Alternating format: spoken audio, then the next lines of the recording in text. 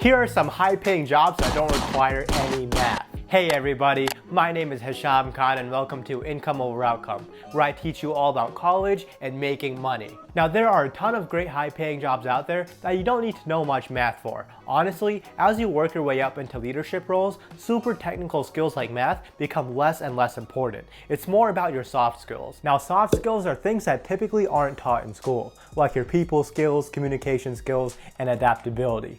People who excel in these areas tend to be the most successful no matter what industry they work in. There's this quote I really like. Technical skills like math will get you a job, but soft skills are what will get you promoted. Think about it. There's no CEO out there that has to do real math on a daily basis. But to get some of the highest paying jobs right out of college, like accounting, engineering, and finance, you need to be good at math. That's why a lot of people don't realize how important it is to actually develop your soft skills. But if you have them, you'll be great at all the jobs I'm going to talk about. Personally, I was never gifted in math, and I knew I would be miserable in a job that needed it. I took just one math class in college to fulfill a gen ed requirement, and I stopped right there. I haven't done real math in years, but I'm still fairly successful as a healthcare consultant. I'm not going to include that on today's list because I've talked about it a ton in the past, and because I do have to do some math, like making graphs and making Excel formulas, which some of you might not find the most riveting. I wish there's a video like this back when I was in college, because even though there's so many great options, it's pretty tough to find information on good jobs that aren't super technical. When I Google the highest paying jobs that don't require any math, I just got things like becoming a lawyer, doctor, or nurse.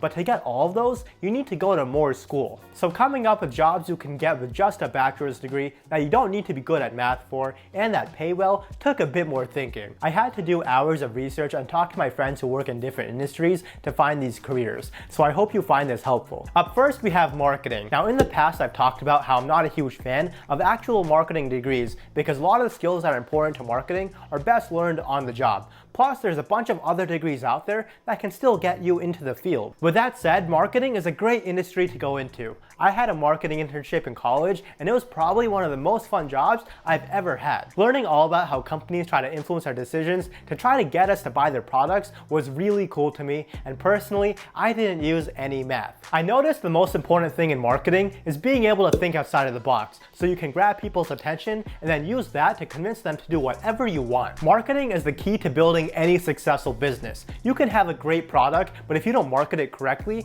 then you're never going to be successful. And that's why you can make a lot of money doing it. Think about Apple. The main reason the iPhone is the #1 selling phone is because of their marketing. Apple's whole brand is built on simplicity and making us feel like we need their products, and every single piece of marketing they release does exactly that. That's why they can take away headphone jacks and stop giving us chargers with their phones, and everyone is still going to buy them, myself included. I could never see myself using anything else but an iPhone. Now when you first start out of college, you're not going to make a ton of money, just around $45,000, which I'll admit isn't the best. But if you grind and become experienced, you can make a ton more. The median salary for a marketing manager is $136,000, and if you work for a top company like Apple, you can make upwards of $200,000. So if you have a creative mindset, can think outside of the box, and can lead a team, then you might want to look into marketing. Now these next two jobs I also talked about in my video on the highest paying jobs out of college, but they're so good I figured I would talk about them again. And the first are user experience designers. The reason we find ourselves scrolling for hours on end on apps like TikTok and Instagram is because the user experience designers working on those apps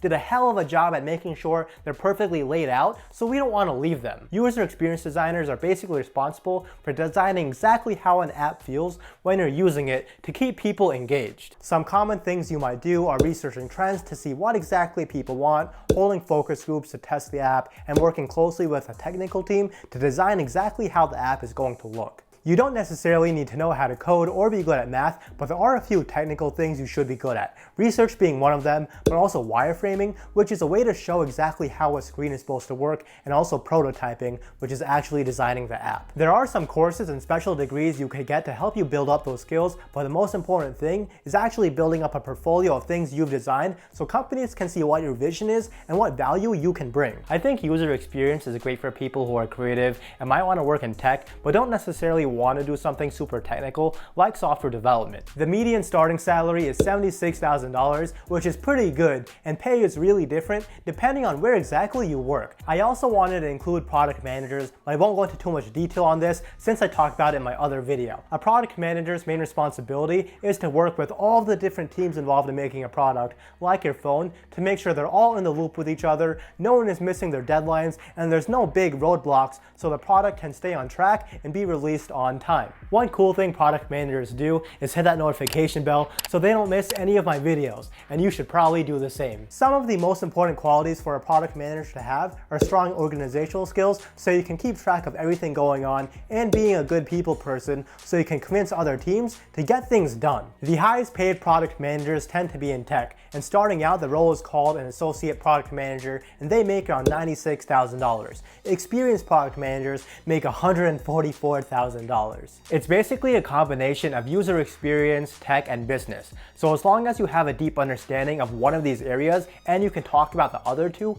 then you can be a great product manager. So if you have a business degree, learn about user experience on your own time using courses and books, and can speak to the technical details of your products, then you're in a solid position. This is one you probably haven't heard of before: quality improvement specialist. The main reason I wanted to talk about this is because I had an internship at a hospital's quality improvement department, and it was a really cool experience. Quality improvement is a thing in a bunch of different industries, but I'm going to focus on healthcare since that's what I'm most familiar with. A hospital's quality improvement department is meant to find places where things can go wrong and patients aren't being taken care of in the best way. They also have to fix problems that might be found when they're reviewed by the government. You would be working with doctors and other hospital leadership to make new programs for better care. So like if patients keep getting injured in one department, you would figure out why exactly that is and then make sure it doesn't keep happening. When I was interning, I got to watch a bunch of surgeries to see if anything could have been improved. I had a ton of meetings with doctors, and we changed a system that monitored people's heart rates. So the work you do definitely has a huge impact. The math involved isn't too complicated, but the key is to be an expert in improving processes.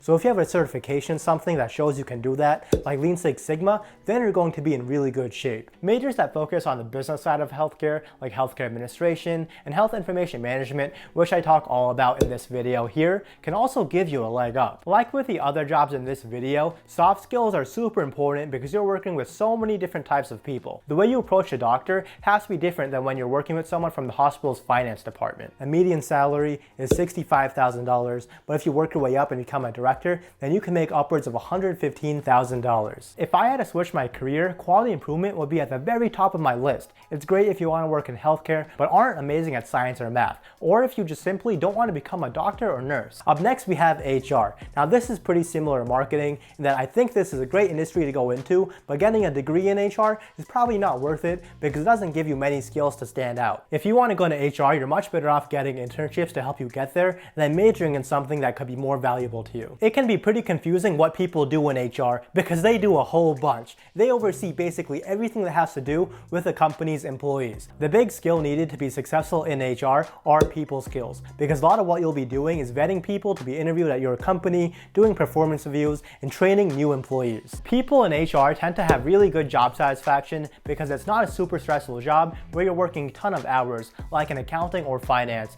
but you're still making a decent amount of money and you're actually helping people. Like I said earlier, the best way to break into the industry is to get internships, and starting out you'll make around $60,000, but as you work your way up and become an HR manager, you can make upwards of $117,000, and the field is also growing really quickly. Another great option is basically any sales job. All you need is to be a charming people's person and you'll absolutely kill it in sales. You probably won't make a ton of money if you go into something like used car sales or mattress sales, but if you sell something expensive like real estate or software, then you can make a whole lot of cash. Most salespeople don't have very high salaries, and some don't even have any salary because a huge chunk of their pay is in commissions or a portion of what they sell. In real estate, you tend to get around 3% of the price of the house you sell. So if you sell $1 million house, then you're going to get paid $30,000. But a lot of the time, you have to split that with the company you're working for, so your take home is actually $15,000. That means if you want to make $100,000 as a real estate agent, you have to sell around $6.6 million of real estate. And that's not easy by any means, but you're essentially your own boss. So how much money you make depends on you. The more effective you are at selling, the more money you're going to make. It's pretty common for real estate agents to struggle, but top real estate agents sell millions upon upon millions of dollars of real estate and they make millions for themselves while they're doing it. That's the beauty and the curse in working on commission. In software sales for big tech companies, your salary tends to be around $60,000, but accounting for commissions, you can make triple that amount. Sales is definitely a tough job, but if you're really driven, you can be extremely successful without doing any math. If you watched all the way to this point, then you're a real one, and it would really help me out if you hit that like button and click here to subscribe if you haven't already. Check out one of these videos because you'll probably enjoy them. Until next time, peace.